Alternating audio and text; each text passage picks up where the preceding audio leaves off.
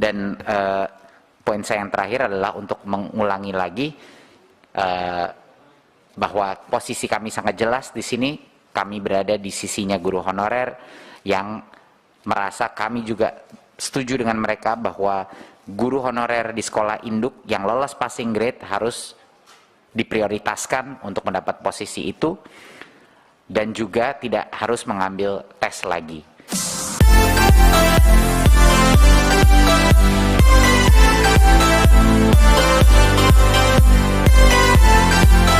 Bapak Ibu, ini adalah gambaran perbandingan formasi dan kuota per daerah, tapi angka yang terpenting di sini adalah ada 758.018 formasi sesuai dengan rekomendasi Panja Komisi 10. Kita sudah melakukan perhitungan termasuk seperti masukan yang kami terima untuk guru agama. Itu 758.018. Ini perhitungan kebutuhan kita, dan ini kita ingin memaksimalkan angka ini kepada seluruh Pemda untuk dapat mengajukan formasi ini sehingga tahun 2022 ini kita bisa insya Allah menyelesaikan masalah guru honorer dan juga seluruh formasi bisa terisi dengan baik. Terakhir slide-nya, ini maksudnya untuk meng-highlight Bapak Ibu apa yang mungkin nanti bisa kita share juga surat dari Kementerian Keuangan. Tapi intinya adalah sudah ditetapkan alokasi DAU tahun anggaran 2022 berdasarkan formula alokasi dasar dan celah fiskal. Dan yang di sini yang ingin saya highlight adalah perhitungan kebutuhan gaji formasi ASN daerah dalam alokasi DAU ini untuk gaji pokok P3K guru yang lulus 2021 itu dihitungnya 14 bulan gaji. Sekali lagi, oleh Kementerian Keuangan, kebutuhan gaji pokok guru P3K 2021 itu dihitungnya 14 bulan. Artinya dihitung sejak Januari sampai Desember dengan asumsi itu ya, asumsinya penggajiannya dimulai sejak Januari sampai Desember dan ditambah ada gaji tunjangan hari raya dan kebijakan gaji ke-13. Itu dinyatakan secara eksplisit di dalam surat Kementerian Keuangan. Sementara untuk kebutuhan gaji pokok guru 2022 itu dihitung sebanyak 3 bulan gaji dengan asumsi proses terjadi, kemudian pengangkatan dimulai sejak Oktober 2022. Dan ini tentunya dana yang diperhitungkan di 2021 yang tidak terserap akan menjadi pengurang perhitungan kebutuhan penggajian P3K. Artinya jika Januari ini tidak diangkat, tidak dibayar gajinya, sebenarnya ada kelebihan di bulan Januari dan itu akan terus berlanjut jika prosesnya masih belum dilakukan atau belum selesai.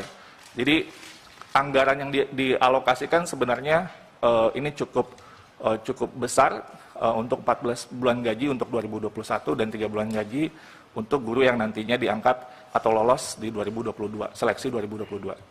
Itu mungkin dari saya terakhir.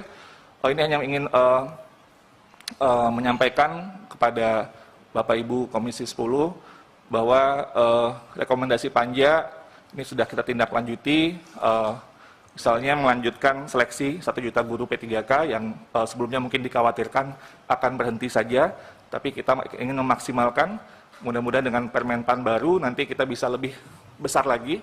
Jadi mungkin kalau masih tahap ketiga masih belum, kita terus akan melakukan seleksi sampai maksimal formasi terisi, lalu kemudian melakukan pengusulan pemenuhan kebutuhan guru 2022 berdasarkan peta data yang sudah kita sampaikan, membentuk layanan pengaduan, ini juga sudah kami lakukan, Bapak Ibu Komisi 10, di https://guru p3k.kemdikbud.go.id dan nomor layanan pengaduan 15997. Ini luar biasa sibuknya layanan pengaduan ini dan kita terus menambahkan anggota untuk memastikan kita bisa melayani atau tidak jauh lah harinya untuk menjawab pertanyaan-pertanyaan yang diajukan kepada kami.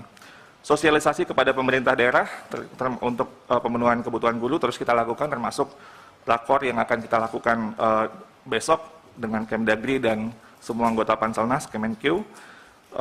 Terkait kebijakan anggaran, kita terus berkoordinasi dengan KL terkait untuk memastikan pembayaran gaji dan tunjangan guru P3K alokasi APBN diperhitungkan melalui DAU.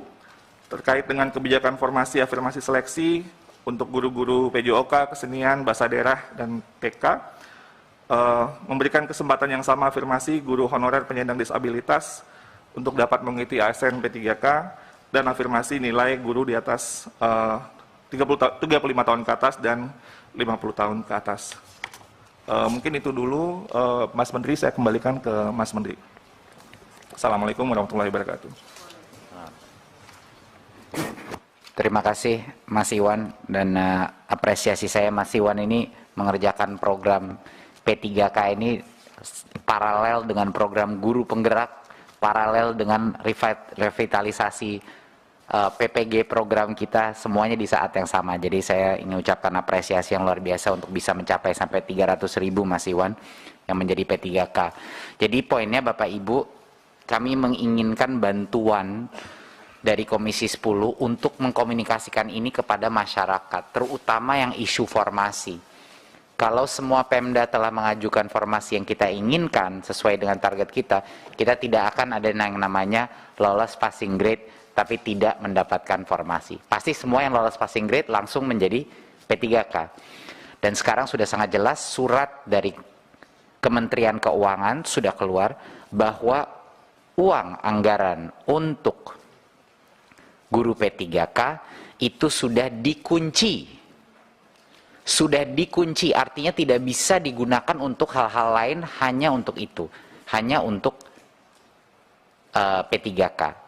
Jadi sudah tidak ada lagi alasan kenapa formasi tidak diajukan secara full sesuai dengan anggaran yang sudah dikunci itu. Karena uang itu tidak bisa digunakan untuk hal-hal lain.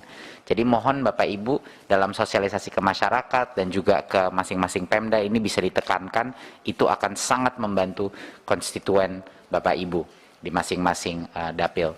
Dan poin saya yang terakhir adalah untuk mengulangi lagi bahwa posisi kami sangat jelas di sini. Kami berada di sisinya guru honorer yang merasa kami juga setuju dengan mereka bahwa guru honorer di sekolah induk yang lolos passing grade harus diprioritaskan untuk mendapat posisi itu, dan juga tidak harus mengambil tes lagi. Jadi itulah permintaan kita terhadap perubahan yang kami ajukan kepada Panselnas.